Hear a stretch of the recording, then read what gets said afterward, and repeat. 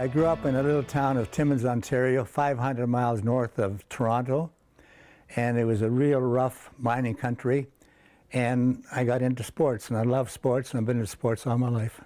Does he really have a black eye? I don't know. Grandpa, that is so Uncle Dom. Living in Timmins, Ontario, and living beside a pond that would freeze quite quickly, that, you know, hockey became quite a passion for him. You know, those stories of going to bed with your skates on so you could get up right away and go on the ice. That's me. This is Dom. That's Frank. That's Frank. Yeah. Timmins, Ontario was noted for producing NHL hockey players. And I was very fortunate to see a lot of these kids growing up and moving away, and I wanted to do what they were doing. I wanted to follow them, and eventually I did. This jacket here is a team that Bobby Hull played with when he was 15 years old in Woodstock, Ontario. Went from Woodstock to the National Hockey League in Chicago. Joe was a centerman and a playmaker and a beautiful skater, great to watch. And Joe did some speed skating as a youth, and I think that probably contributed to his hockey stride. All these photos and all these teams that Grandpa's in, he's the only one with a mustache. Now everybody's got a mustache in hockey. And beards. Yes, and beards for the playoffs. Yeah. In Kitchener, Ontario, 1940-41, and my right winger was the famous Golly Gee Howie Meeker. I was invited to Detroit's training camp in September of 1946.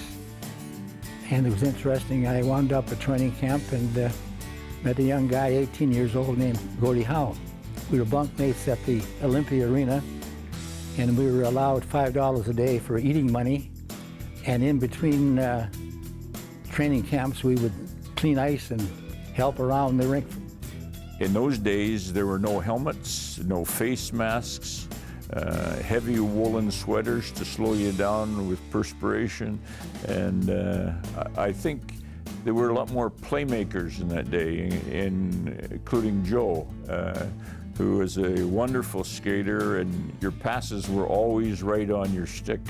Fans that watch the hockey right now see players that are bigger, faster, and wearing Kevlar armor, and the game has a much more ferocious competition. Detroit sent me to their farm team in Omaha, and I played in Omaha for 2 years in the United States Hockey League from 1946 to 48. 1948, I got drafted to Vancouver Canucks.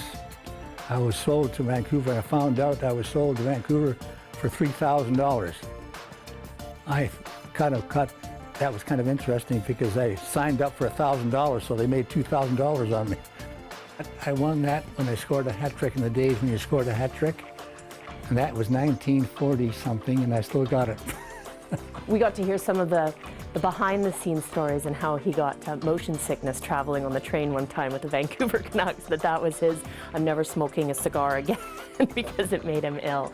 But yeah, just, you know, growing up with my father sharing the stories and how he traveled across the, you know, North America playing hockey. I did not like the rough hockey. I was not a rough hockey player. I liked competitive. I was a good skater, and I was a playmaker, and I still don't like fighting in the NHL.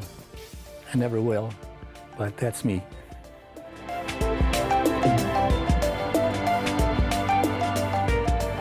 First and foremost, he's a gentleman, and always has been. I have never, ever heard him use any profanity. And then Vancouver traded me to Fort Worth, Texas.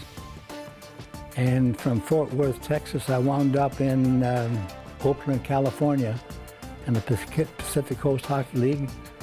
And I got a pretty serious knee injury, and I thought my career was over, so I just applied for my reinstated to be an amateur. I got my amateur card and went back to Timmins. To paraphrase Howie Meeker, who was a teammate of Joe's in the early days and went on to win the Calder Trophy with the Maple Leafs in '46, Joe was too nice a guy to play in the National Hockey League. You had to have a little bit of meanness in you, and it just wasn't Joe's forte. My highlight would be turning pro. It was my ambition as a kid growing up in Timmins. And that was very fulfilling that I was able to become a professional hockey player.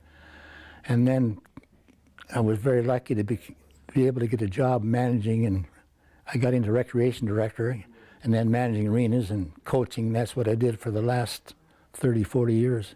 That was the opening of the first game of the Esquimalt Sports Center, October 4th, 1961. My relationship with Joe started in 1962. Esquimalt Arena had just been built.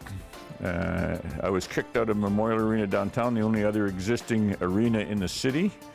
And I went out and to see Joe about getting a job. He hired me as a disc jockey, as a rink rat, and I played for his junior hockey team.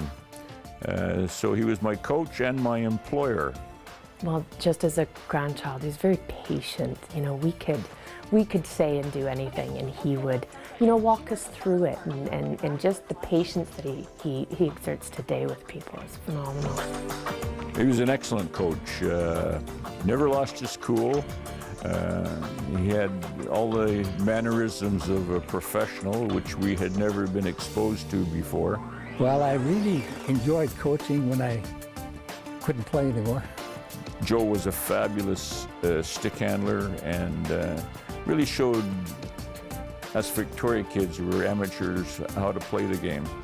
I got together with the Navy, the Army, and the University of Victoria.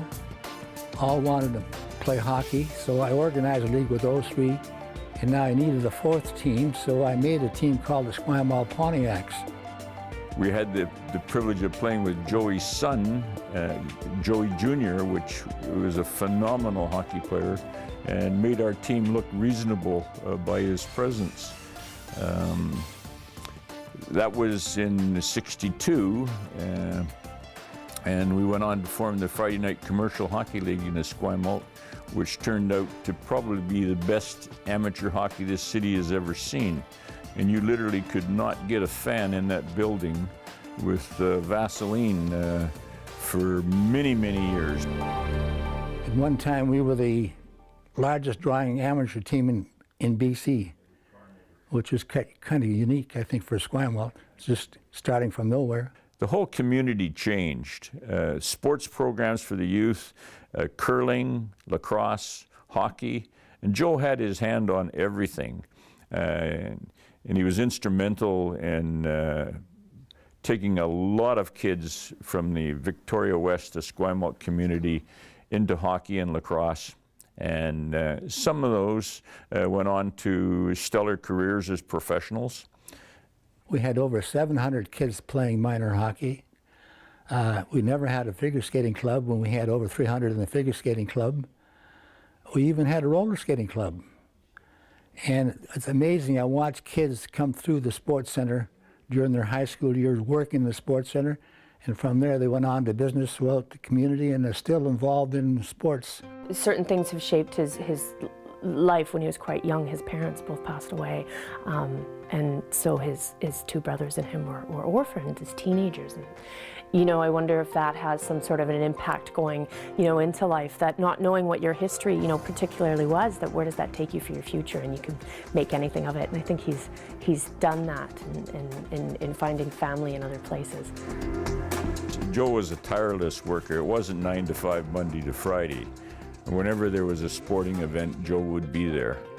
And if you look at his memorabilia in his house and the number of jackets, there has to be 50 to 100 sports jackets on teams that Joe has been involved with, either as a player or as a coach, in some capacity. I wish I had $1 for every hour he spent in an ice arena. I admire my grandfather for his engagement in life.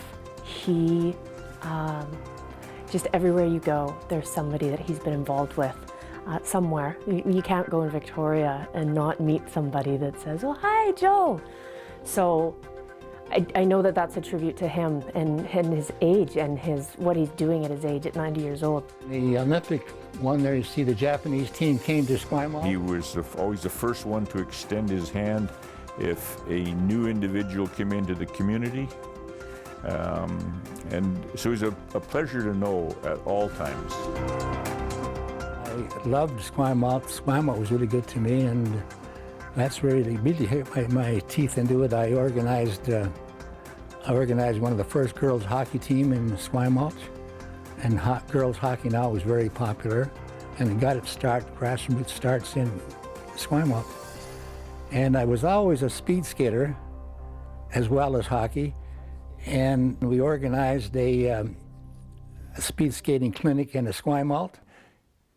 You couldn't ask for a guy who cared more about his family, and his family shared a lot of his athletic endeavors, and because of their background, Joe was able to pursue these. There must have been a lot of times when Jean sat at home at night while Joe was running a sporting event. But often she would join him. Even in his retired life, he took on, coaching some of the younger kids and taking kids out onto the ice for the first time. And I know that through Esquimalt, he did start hockey schools and things like that he was quite proud of. Well, I played hockey till the age of 80. Yeah, that was my last year when I turned 80. I started when I was 6 years old. I fell in love with curling and did a lot of curling. And I managed to go to the Dominion Finals in Legion 2 years in a row. And I did a lot of coaching. I coached the University of Victoria curling team, and I did a lot of volunteering at the school level. He's a people person, and he can get Mr. A and Mr. B together and arrange a tournament. And that has been his forte. And I don't think I ever met a person that had a bad word to say about Joe. Meeting people in the malls and just walking around today and what they share that he's done and the contributions that he made to the recreation world within British Columbia and Esquimalt are quite vast. But of course, it wasn't a part of our life. Our family keeps that quite separate. He's very humble in that way. Over 20-year member of the Victoria Horseshoe Club, and still love my horseshoes pitching. Joe was a standout wherever he was. While he was a professional hockey player and after. I think probably Joe Anarelli's name will be remembered more for his coaching and his community work. What's next? Well, the induction into the Greater Victoria Sports Hall of Fame, I mean, it just continues, right? What he was capable of doing and what he is still capable of doing. So yeah, he just keeps living life. I was very pleased to be inducted in the Canadian Old Timer Sports Hall of Fame. And now we're something that I'll cherish for life. It's kind of neat. He will never be forgotten in the Esquimalt community. I think of all the places that Joe's been, from Texas to Detroit to Newfoundland to Ontario, I think he'd call Victoria his home. And we're planning with this testimonial dinner to set up a sports scholarship in perpetuity with Joe's name. This is Joe's request, and I think this is an extraordinarily fitting legacy for Joe, who would be described as an athlete, family man, and community man. It was never about Joe Anarelli. It was about everybody that he coached and taught and mentored and played with and against. We have a trophy in the National Hockey League called the Lady Byng Trophy for a gentlemanly player. If Joe had played in the NHL, he'd be a perpetual winner.